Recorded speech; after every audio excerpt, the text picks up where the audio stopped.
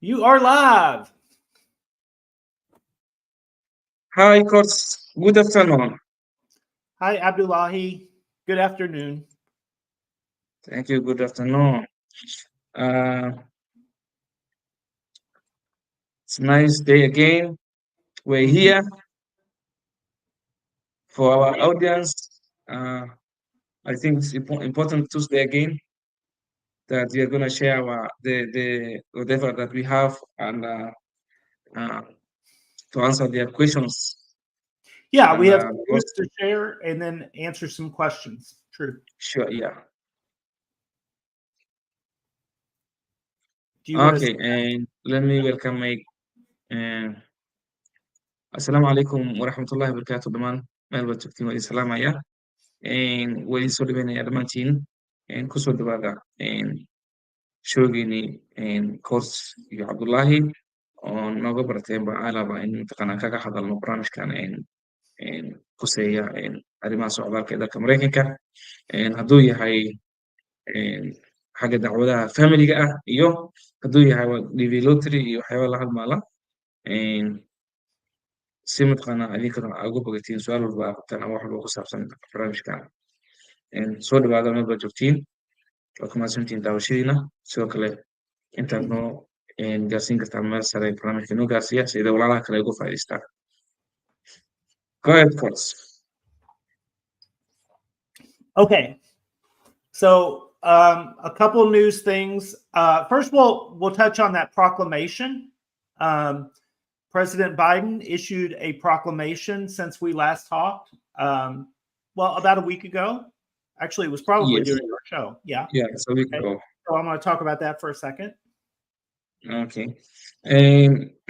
Course marka hore wuxuu ka hadlayaa Biden wuxuu soo saaray warbixinta soo saaray ee ku saabsaneed maalin horena waan ka hadalnay waxa weeyaan arrimaha dadka mataqaanaa kasoo gala borderka ay khusaysaa like dad bay dadka soo booday ama dad bay dadka kasoo booda.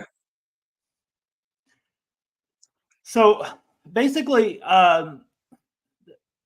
it's already very difficult to get asylum in the United States. I want everybody to understand it is very difficult to get asylum in the United States. Waxaan rabaa marka hore qof walba inuu fahmo in way adag ka tahay qof walbo jooga ama qof walbo imaanaya inuu ka helo magangelyo Maraykanka xilligan la joogo. Like it says here in the background for the new thing, it says the majority of all individuals encountered at the southwest land border from 2021 to 2023 were removed, returned, or expelled. Inta badan dadka ka soo galay borderka xagga westland border oo 2021 ilaa 2022 inta u dhexaysay dadka ka soo galay waa laga saaraya waddanka yacni waddamadooda dib loogu celinaya ama waa la expel garaynaya. So,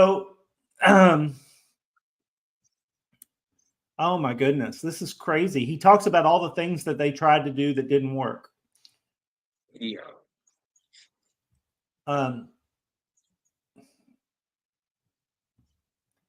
And he goes on and on and on. He didn't. It's a lot. Yeah. I'm going to tell you the short part. Okay, here. Therefore, I, Joseph Biden, President, he finds that the entry into persons described in Section 1, which down here is people seeking asylum who do not come to a port of entry, are detrimental to the interests of the United States, and that their entry should be subject to restrictions, limitations. And so he's going to make it more difficult for people to seek asylum who do not come to a port of entry.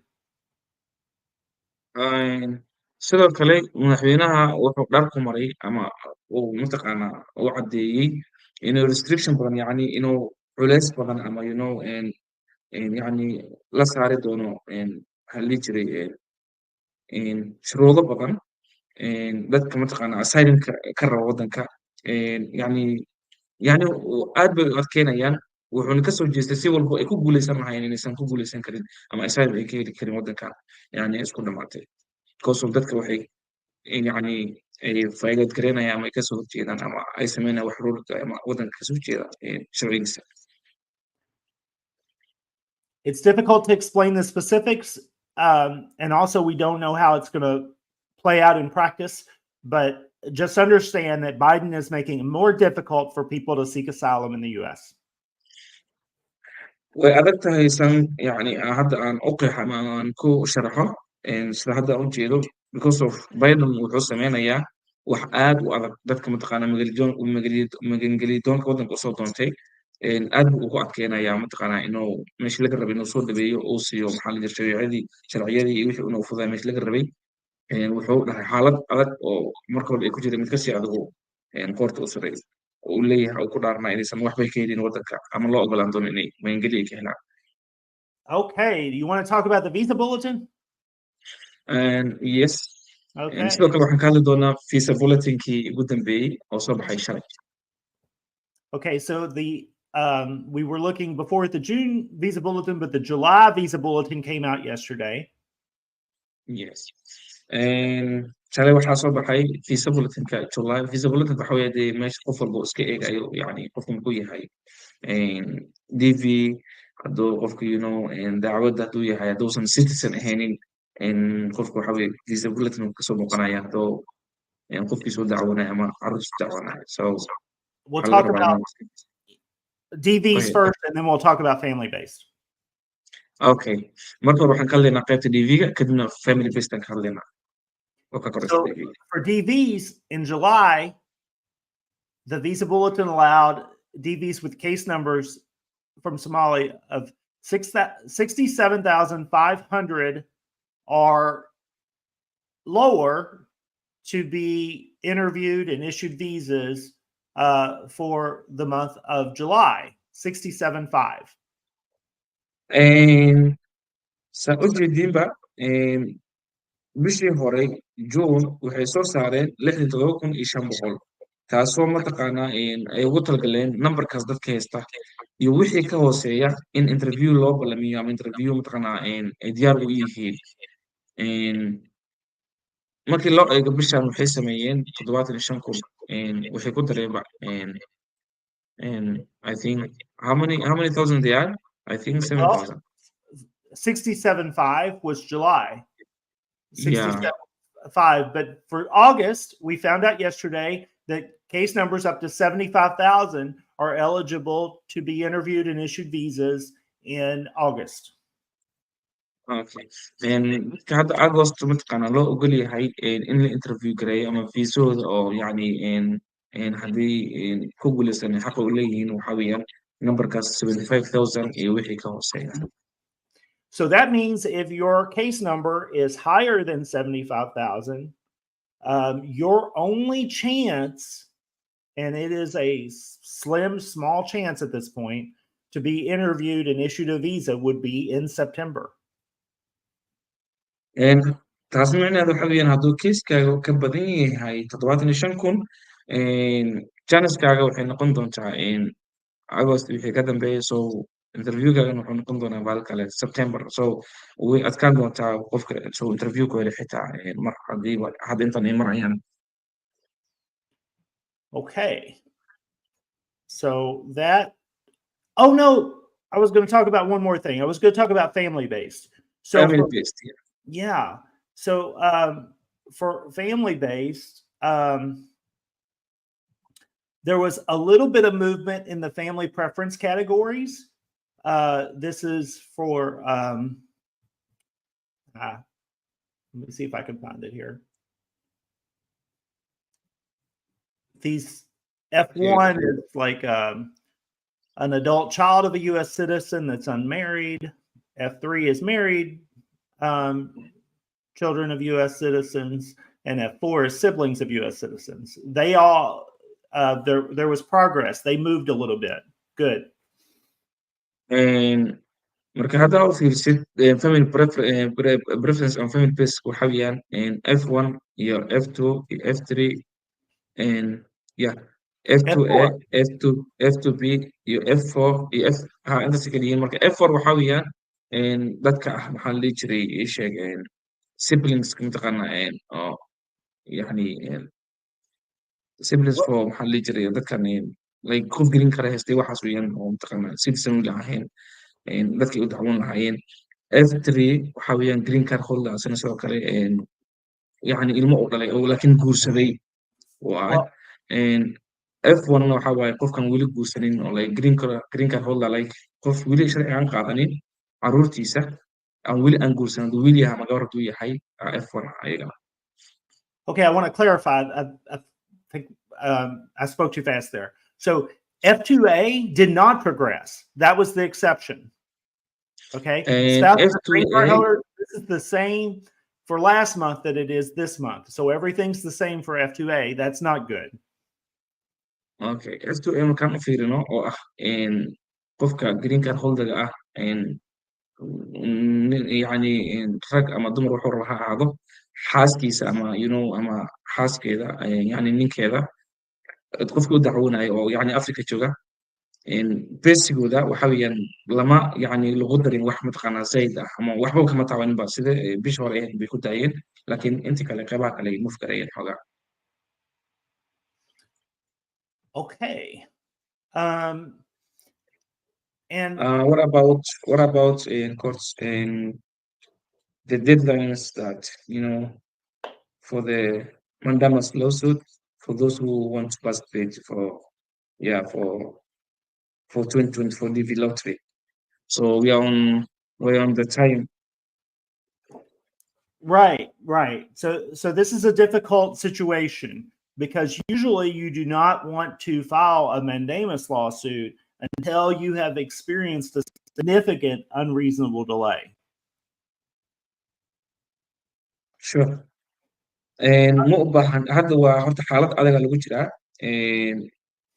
waxaa la jira qofkana ma u baahno ilaa iyo mataqaanaa inuu buuxsado ama inuu sameeyo uma baahno mandamus lawsuit ilaa iyo xaaladda ay ka jirto unreasonable delay yani delay aanan yani soo dahitaan aan sharci ahayn taasoo mataqaanaa wax lagu haysta aadan garanaynin laakiin dee waqtiga idin leeda waqti inaad fiican waqti la joogin waa iska cadhayday. So I know for sure we will not be filing mandamus lawsuits in August and September because they take too much time. We would not be able to get a favorable outcome before the end of the year. So no August, September, no lawsuits in August and September. waxaan hubaa waxay tahay inaan faylgarin doonin wax lawsuit ah ama dacwad ah bisha 8aad ama bisha 9aad because of outcome-ka ka imaan doona wuxuu yahay iska yar yahay marka qofna mataqaanaa uma samayn doono ama kama qaban doono dacwad. July, we're still not sure how we're going to handle that. It depends a little bit about our capacity, how much business we have and how much we can take on more, because if we're overwhelmed, we have to take care of the existing clients. If someone already hired us to do a mandamus lawsuit, we're working on that mandamus lawsuit.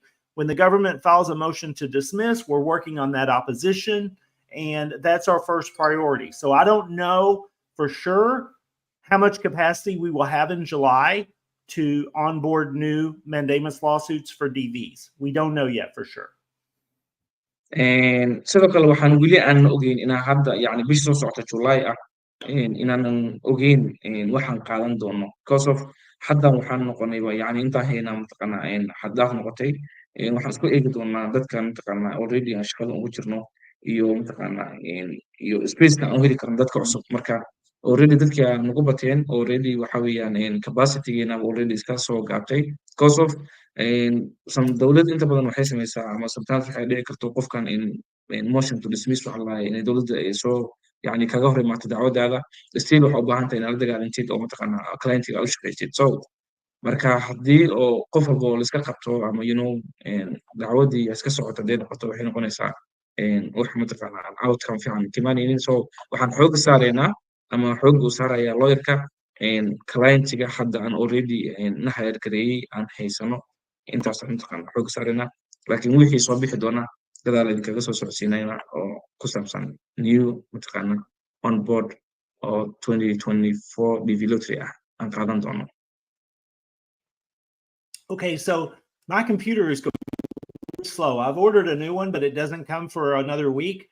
So I'm not going to be able to share my screen again, but I can answer a couple. Let's take a few questions and then we'll probably end early. Yeah. Course computerka xoogaa ka yar adag. So I will share on my end. So Okay, could you put them up on the screen? what Because is this? After Mahmoud, yeah. Do you see my screen? Are you able to yeah, see the question? Yeah, okay, let me read this on Somali question.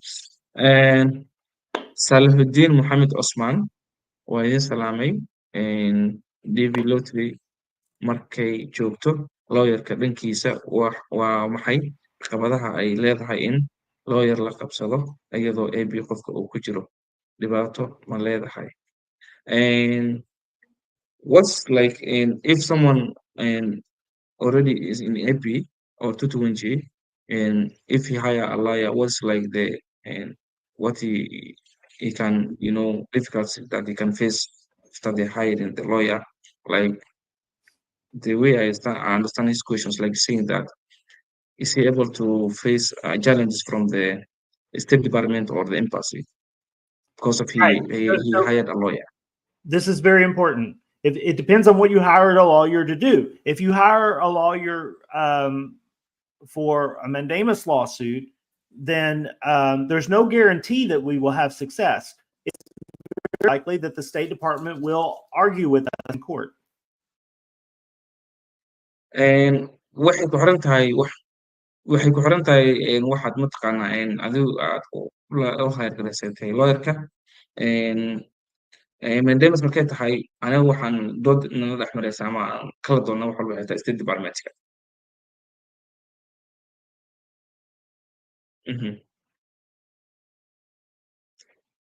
I don't hear you.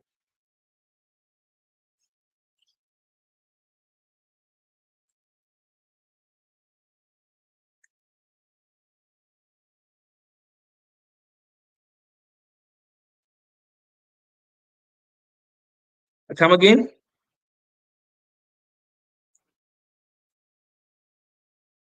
All right.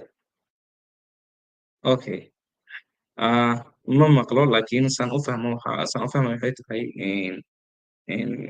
call baa yani usoo dhacay I think so or something telefonka inuu ka sameeyo rabo so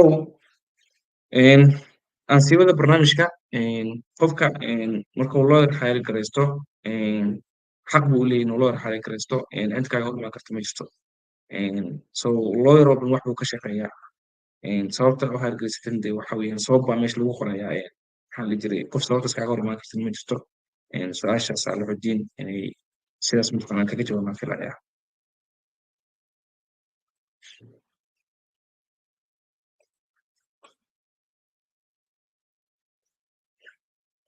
You still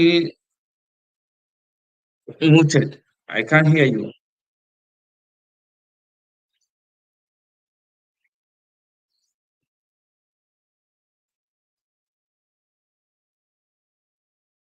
I think we have a technical issue because we cannot hear you.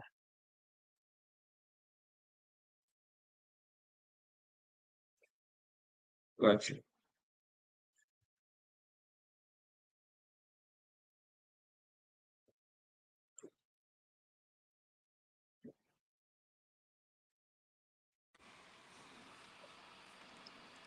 Can you put me in there? Yes. Okay.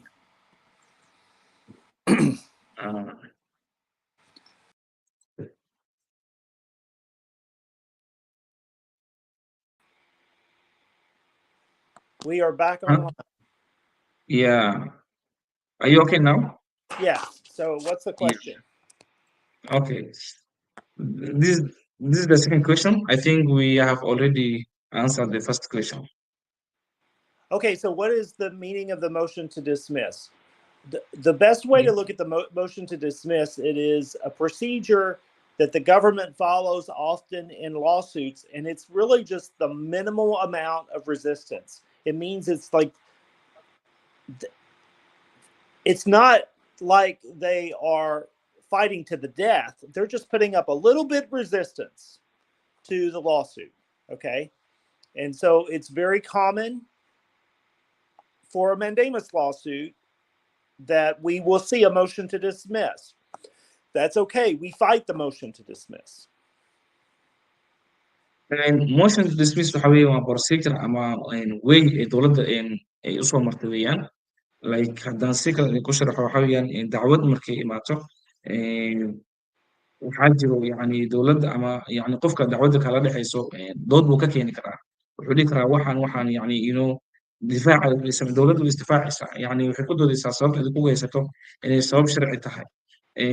Anigana waxaan ku doodaynaa sabab sharci inaysan ahayn. So meesha waa dood waxaa taala kale. Marka wax common iska waa inta badan wax iska dhaco soona noqdo mar walba mataqaanaa waan sugnaa yani ama way dhacdaa midaasoo ama wax caadi inoo tahay inaan aragno. So laakiin waan la dagaalamnaa oo mataqaanaa waan ka hortagnaa. Dagaal baan kala hortagnaayo inta badanna mataqaanaa waxa kaga guuleysanaa ayagoo sidaas mataqaanaa soo xarinaya. Laakiin macnaheedu maahan inuu loo suudka meesha ka baxay, inuu loo suudka yani saas uu ku dhamaaday maaha. Okay. So, another question? Sure. Shukri Shire. Waxay dhahday waa idin salaamay lawyerka iyo adiga waxaa idin weydiinaya India shaqadeeda ugu horeysay ee aad bilowdeen 2014 meeqa wadan shaqo usoo qabateen? Shaqada ugu horeysay aad u bilowdeen, like this question is just a little bit confusion. She just asking us, and how many like and works have you done? Like, is it the first time that you are working in India embassy, U.S. embassy in India? I'm not getting this question. Okay, so I graduated from law school in 2016 and started doing immigration in 2018. Come again? I started doing immigration law in 2018. Sure. 2018. Okay. And so I've been fighting for immigrants in federal courts since 2018, 6 years. And waxaan bilaabay inaan yani shaqadan immigrationka ka shaqeeyo 6 sano ka hor 2018 waa 6 sano ka hor. I have lots of experience with Mumbai, but understand this.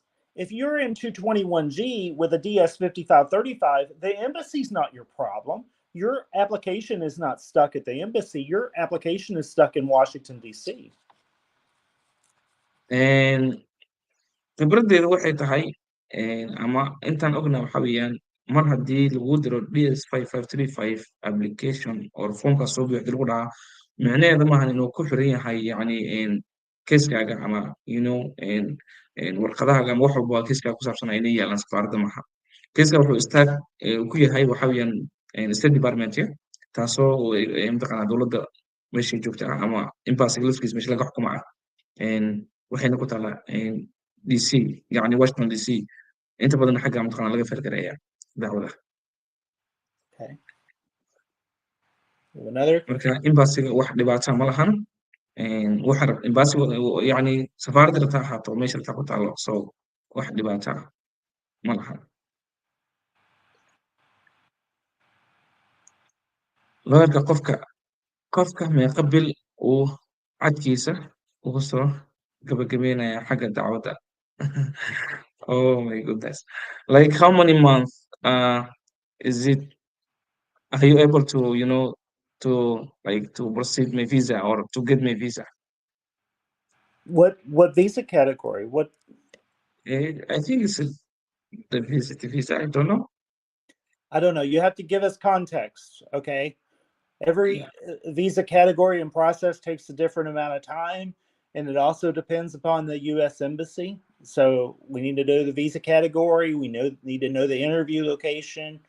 I mean, it varies. Then we can estimate, but not exactly time that we can give. Right.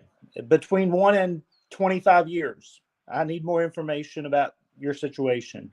So message Sure. us directly. Okay, yeah.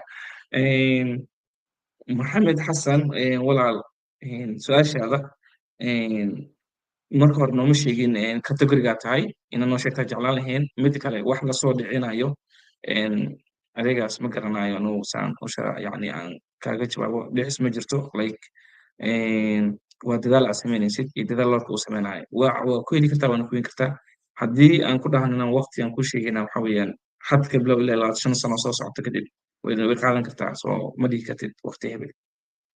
Thank you. No problem. Salahuddin again, waxaan sidoo kale lawyerka weydiinayaa sideed u suurtagelaysaa in team DV Lottery oo safaarado kala duwan ku maray interviewga maadaama lagu xareyn karaa dadka 20 ku jira. Okay, this is a good question. And people who was interviewed at different embassies, is it possible to join one group of mandamus lawsuit, and is it possible or something that possible to happen? What we need is for the plaintiffs to have a lot in common. It does not have to be the embassy that they have in common. If they're all Somalis who've waited exactly 6 months or 4 months or whatever, or as long as they have 2 or 3 things in common, it's okay. Okay. Dhibaato ma lahan, waa iska okay haddii dadka Soomaali wada yihiin.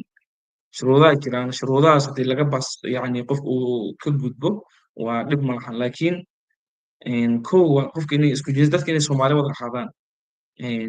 Haddana inay mataqaanaa ay ahaadaan same category inay ahaadaan like DV inay wada ahaadaan hadday DV wada yihiin. Like family yani ma noqon karaan, best family ma noqon karaan iyo DV liskuma dari karo. So safaarada waa noqon kartiin, isku safaarada kala duwan waa noqon kartiin, laakiin waa Soomaalina wada ahaatiin haddana. Taasi hadday imaato waa no dhib ma jiro, waa caadi waa la samayn karaa. The reason it's not mandatory for everyone to have the same embassy is because if you're in AP, it's not at the embassy is not the problem. It's the SAC office in Washington D.C. that's the problem. That's what you all have in common. Haddaa ku jirtid 21G dhibka ma ahan oo mataqaanaa safaarada ma ahan ama safaaradaha dhibaato kama taagno. Muhiimadda waxaa weeyaan Washington DC State Departmentiga يعني كيسكaaga uu gacanta ku hayo oo mataqaanaa wax walba iskareeya asoon kasoo foqin ama keiska ama soo mataqaanaa lagula dagaalamin State Departmentiga waxba mataqaanaa safaarad looma gudbin kara ama waxba safaarada kama soo kordhin karaan. Taasaa meesha taala marka dhib ma laha, safaarada waa easy. So let me add one thing or one question, court. And we had I had some people, you know, who was interviewed recently, like let's say May, and they want to join, like, you know, a group of lawsuit, and you know, those people are, you know, everyone like had different, you know, dates or different day for interview. So how are we gonna able to help them with that? And people Okay, so which is not like when we file a group lawsuit, we identify for the court and for the State Department the range of the delay.